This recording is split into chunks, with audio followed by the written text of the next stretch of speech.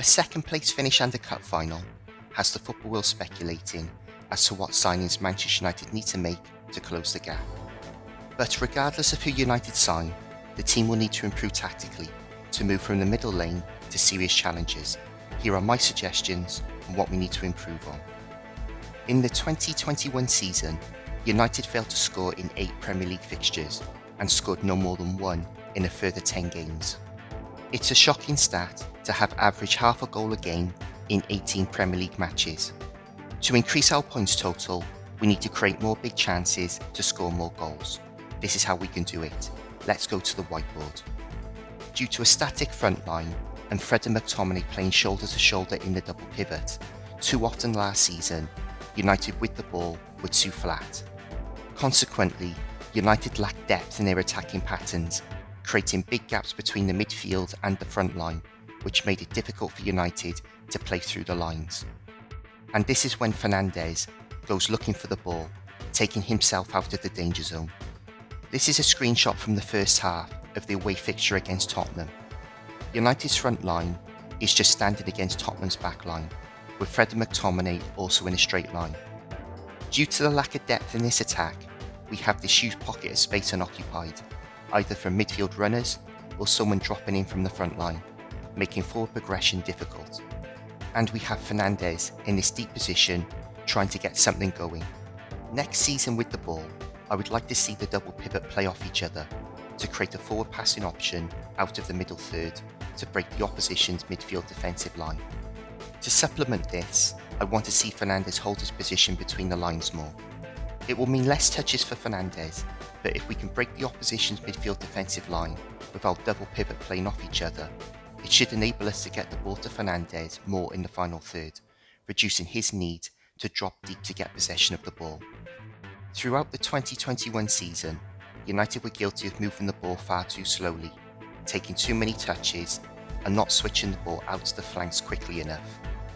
As a result, we were unable to disrupt the opposition's defensive structures, failing to create the space required to create enough big chances. There seems to be a lack of appreciation at how continually moving the ball changes the forward viewpoint and angle of the ball, and the quicker you move the ball to change the forward viewpoint and angle of the ball, the more chance the team will have at creating and then exploiting space. A combination of moving the ball quicker and better attacking patterns with our movement and depth should help us open up low defensive blocks more often. A huge thing that needs to be improved upon is the use of the bench. Once the game kicks off, Ollie has shown an inability to assess the flow of games and make the appropriate substitutions to change the tactical flow of games back in United's favour. The assumption from United pundits, who are also Ollie's mates, is that because he doesn't use the bench, they can't be good enough. At times, certain starters have been so poor, any change would be better. Anyway, it's Ollie's job to get the best out of all his players. If Ollie doesn't improve his ability to read the course a game is taking and continues just to throw players on towards the end of games in a panic, we won't improve. Alongside this, he has to rotate his squad better to preserve his best players. In his 2 full seasons, Ollie has overplayed too many players, and it has caught up with them at the end of the season. Ollie has to look at the bigger picture instead of picking a team from game to game for his own preservation. Defensively, the signing of Verane would definitely improve United to a degree, but the collective defensive mentality of the team needs to improve.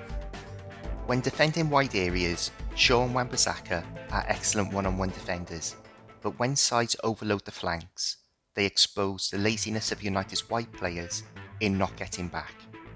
This causes one of the double pivot to get pulled across to prevent the overload, which opens up the space centrally. Teams creating the overload out wide and then switching the ball back in field to expose this space has caught United out numerous times. Alongside this, when United lose the ball, their counter-press is nowhere near as strong as the other top sides in the Premier League, and this allows teams to play out to alleviate the pressure. Compare this to Manchester City and Liverpool, who when they turn the ball over, hunt impacts to get the ball straight back, to keep teams pinned back. The devil's verdict is, whoever United end up signing, it won't by default resolve the collective defensive and attacking issues that were so obvious last season.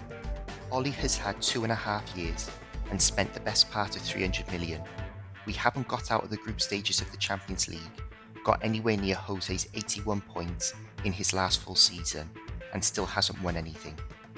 Ollie and his coaching staff need to evolve their own tactical approach to put the extra 15 to 20 points on last year's 74 points to challenge. Let me know in the comments what you think United need to do to tactically improve.